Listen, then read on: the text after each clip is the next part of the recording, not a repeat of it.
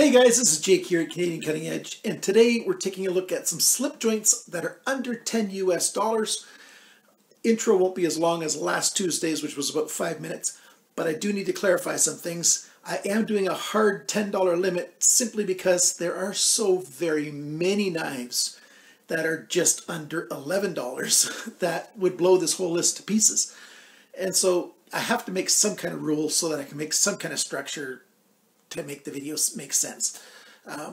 There's lots of good knives out that are under $10, but there's way more garbage out there, so you got to be careful.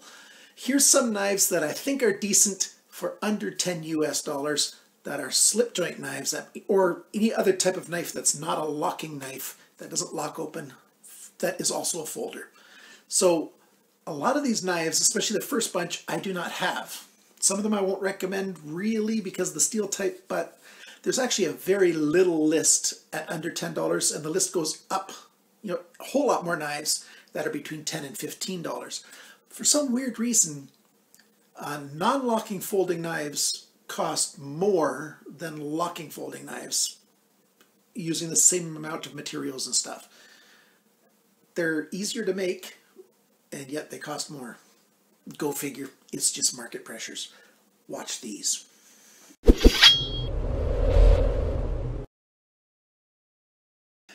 I'm sorry, but for these first few, I don't have these knives. So I'm going to have to get them so I can actually review them. So I just use my own educated guess. First is MAM knives from Portugal. Now they've got some knives that you can get under $10. They've got the 2037 and the 2045. Here's their pictures.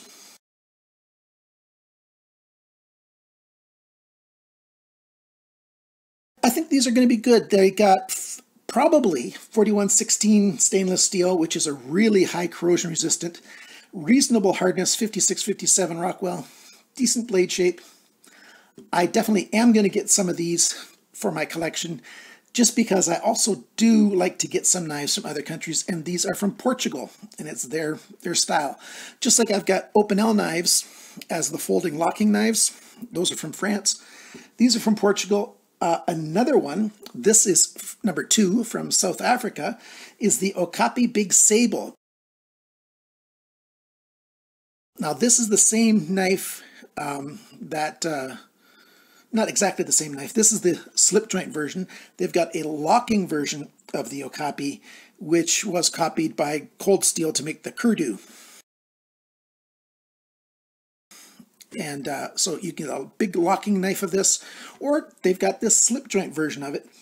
$8.99 at Knife Center. So if you're looking for it, it's got 1055 carbon steel, so that's decent for the price. Another one, this is the from, oh, I didn't write it down. I think it's Italy. Antonini knives. They got the, well, this one, the name and knife are on the screen. It's a slip joint. It's got a blade that's 8.6 centimeters. That's, a little over 3 inches. So it's a big enough blade, and yet it's under $10. So I'm going to check out Antonini and get some of their knives as well. And finally, I've got something I can show you. This one is definitely over $10, and I did a review of this Higanokami, but there are some Higanokamis that have a single steel type. This is a, 2 different types of steel in here that are under $10, and you can get them at Amazon.com. So this is a knife style, classic knife style from Japan, and it's a reasonable, decent folder, especially if you like something from another culture. Folding over. And since it's sort of like a rust lock style, you put your thumb on here and that stops it from closing over your hand. Decent style knife. And I'm really glad that I was able to get one of these to review. And I think I might end up getting some more, especially right there at that angle. You can see the color here, the 2 different types of steel, because that's all at exactly the same angle, but it looks different. The $10 one is just one type of steel, unfortunately. Schrade. Schrade Imperial makes a whole bunch of classic style knives. I'm just going to give you a list of a number of them here. You've got, well, first let's go to the SODBUSTER. SODBUSTER is a decent knife. You get it in two different sizes. Both of them you can get under $10 US. It's got 3CR13 for the steel type, so it's not the best steel. Like, that's usually a steel that's put on hatchets and axes and stuff. But it's a reasonably big knife, well, over 3 inches definitely on the big one, you know, for a good price. Now these other ones, most of these, the rest of these from Schrade, and I'm just putting them all under one number, we're on number 5 now, is other knives that they make that are traditional folder types. You can get a small Stockman, which I think has the same steel, or maybe it's 440A, the small Trapper, regular Trapper, it's a little bit bigger, same kind of blades. Another steel type that's common among people who love classic style knives is the Congress. You can get a Schrade Congress, you know, a smaller one at under $10. You can get this one here, this next picture. It's got a scissor on it. It's called the Pen, the IMP 43, under $10. I don't really recommend those that much, especially not as your main knives, because they've got cheaper, softer steel that is not going to last very long, that you're going to have to sharpen quite often. But they are decent. They're built, you know, fairly well, and they're decent knives for the price. Now let's get on to some other brands. Harnds. Actually, I marked this as number 9, but I'll call this number 6. The Harnds Lark. I've got one of them still. This is a hollow grind, full hollow grind, 8CR14 steel, and it's got a good amount of friction. And it's got a back clip, and you can use that as a bottle opener as well. Yeah, it's more of a keychain size, sort of. It crosses back and forth. So the Harnds Lark. Another one that sort of crosses back and forth, which, well, maybe it's much more of a keychain, is the Victorinox Classic SD. You can find this anywhere between $20, $25. The odd time, and I couldn't find one right now, but I have seen it recently for as little as $10 US. And basically, you get these tools: a small knife, a small file with a driver, little prying type tool, and some scissors. And the odd time, yeah, sales come out for $10 for these. So if you can get it for that, go for it. Here's a couple of knives that you can't get for under $10, but we're going to move on to looking at some Sanrenmu's. In fact, Sanrenmu's got the rest of this video. So if you don't like Sanrenmu, you can just finish watching now. Here's a couple knives that you can't get for $10, but you can get it for $11. This is the 96, sorry, the 7096 12C27 Sandvik steel. You got tools at the back. And, you know, decent knife, doesn't lock, but it's got 2 detent springs that hold it quite tightly. That's why you hear that click. So these are quite well. This one's built very much the same way. This is the 7094, and yeah, you've got these extra tools. This one's also got a carbide glass breaker, Tanto style blade, again 12C27. I think this one is also. And, you know, again, those 2 detent springs that hold it. And this time the pocket clip, well, both of these, the pocket clip is tipped down. You know, they're reasonable knives, but those are over $10. I just wanted to mention those as decent knives. Now, how about some knives that are under $10? You can get this guy in sort of a reddish brown kind of color. I've got a link down below, under $10. You've got a nice hollow grind, great blade shape, nice thin cutting edge. It is also one of those multi-tool versions, and a glass breaker, but slip joint. And I took off the pocket clip. It's got a tip down pocket clip as well on the right side only. My hands are large bordering on extra large, and look, I get almost a good 4-finger grip, but a full 3-finger and a tiny bit grip. Not bad at all. So I like this here. This is the 7095. Of course, depending on what color you get. And this again is Sanrenmu, well not again, this Sanrenmu makes the same model number in a locking version, and then those knives are all steel. Totally different blade shape, totally different handle shape, and yet they use the same numbers. So be careful when you're looking up these numbers. But I've got links down below for everything I'm talking about. After the 7095, we've got the 7065. This is a more classic kind of style knife. I carry this one a fair bit. Lanyard hole back here and a hollow grind, strong spring, back spring here. Holds it very well, but then it's got no stops on it. It just will slide all the way through once it's coming closed. And I like this knife. It's very, very nice. Carries nicely. You got a good size blade, and it's nice and small. It could work on a keychain as well. Now we've got this guy. Well, actually we don't have this guy. We've got its big brother. This is the 4112. There's the 7112, which has got quite a bit longer blade, more like that one there. So it's like this size, but in this style.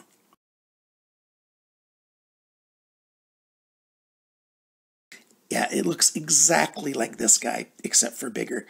And that's really, really nice. I love that one. This one's got a half stop. Well, it's actually a third stop. Basically, it stops right there.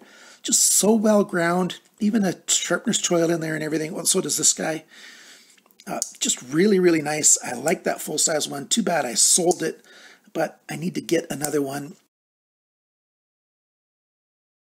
And I just realized as I was preparing for this video, I did not do a review of this little guy, the 4112.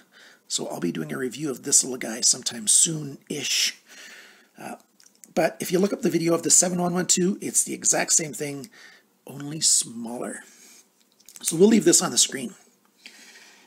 Some other knives. That's all. That's the first 10. Some other ones that I really like for a keychain are the 4110. This is the 4110. Again, I've taken the pocket clip off. It's, a little bit chubby with these lines milled in here. It's an aluminum alloy on the outside edges. That just gives it a little bit extra grip. This is great on a keychain. Full flat grind, and it's great for opening packages or what have you. It just works very, very well. And I put a little key ring here to stick it on my keychain. Another one is this guy. I've got another version of this knife. Well, not version. There's another knife that's very similar to this, which is, instead of rectangular, it's more oval in shape, and it's painted with a funky looking fish on the back. Here's some pictures. That's the 3119. This one's the 4115. And I like this with the extra tools. You've got a flat screwdriver there, or prying tool, cordage ripper, bottle opener. And then on this side, you've got a nice little pen knife. And, just made very, very well, and very easy to put on your keychain. Doesn't scratch anything up. There's nothing sharp that's exposed. Does have a little bit of weight to it, but that's kind of cool. And the rounded one, oval kind of shaped one, is just as cool. Very much the same size, except for the blades are just a little bit smaller on the 3119.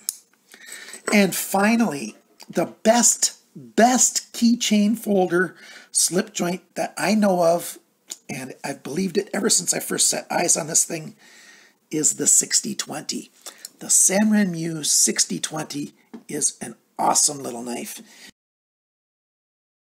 Of course, it's replicating Spyderco's kind of knives, so that Spyderco kind of shape, really, really nice. The blade shape's great. It's got a swedge there, strong tip, and then you got a bottle opener at the back. And, you put your split ring on there or what have you to carry it around. It's got that forward choil, so when your finger's in there, it's not going to close on you. As long as your finger doesn't move, it can't cut you. So you keep your finger in there, your thumb up here, and you pinch with these two fingers and do whatever you want with the others. Get a 4-finger grip on this little knife, and it's just an awesome little knife. So if you're looking for a little keychain knife, this guy is an awesome, awesome choice. It's just a little bit too long to be legal to carry on domestic flights within Canada. Within Canada, you can have a knife where the blade is under 6 centimeters. And you can carry it. I should double check if it's locking knives or not locking knives. But, you know, something like that or something like this, you can carry these on domestic flights now within Canada. And a lot of them in Europe and stuff too. The United States still doesn't let anything with anything resembling a sharp edge onto their airlines. But do not take my word for it. I am not a lawyer. I do not give legal advice. I'm not suggesting that you carry this legally. Just, it's a great knife, and I think it's legal. Well, these other ones might be legal on domestic flights. Check for yourself. 6020, awesome little knife. So I buzzed through these. Next Tuesday, we're going to do some fixed blades. That one's going to be a better video. It's going to be a much better video. I might have to postpone that one because I want to get more of those fixed blade $10 knives actually in my hand for the video.